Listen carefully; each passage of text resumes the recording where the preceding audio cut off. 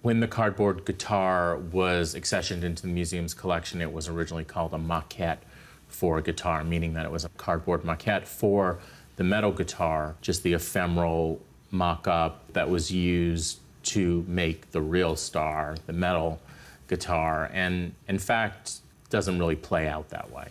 The cardboard guitar had its own life. It was displayed. It was, in fact, photographed much more often than the metal guitar.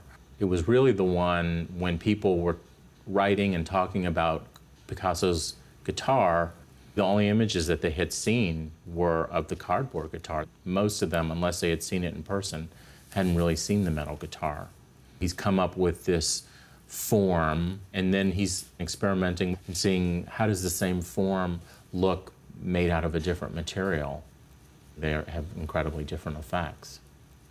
The perception is that the metal guitar is larger, it's heavier, and that the cardboard guitar looks smaller in comparison.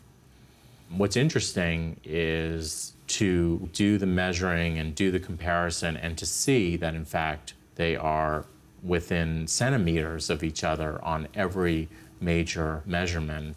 What I did is I made templates of each of the individual components that make up the guitars.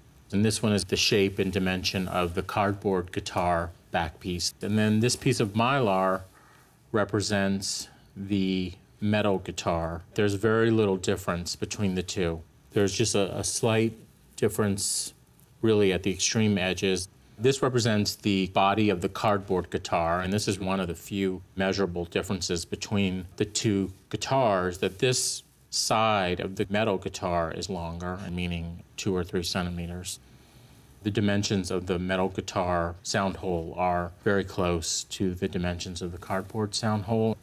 The substantial differences in the composition are first the way that the triangle relates to the neck. Here, the way that it's sort of in the neck, and here where it's kind of suspended on top of the neck. And then there are 4 wires on the metal guitar. There are 3 on the cardboard guitar. The cardboard guitar has these string frets which span the neck, and there's no corresponding part on the metal guitar.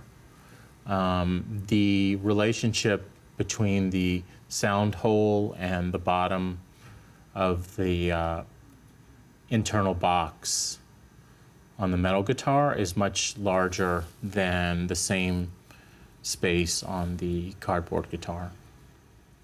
While I don't really think that Picasso used the cardboard itself to make the metal guitar, I think there was most likely an intervening template of some variety that was used to draw out the metal shapes.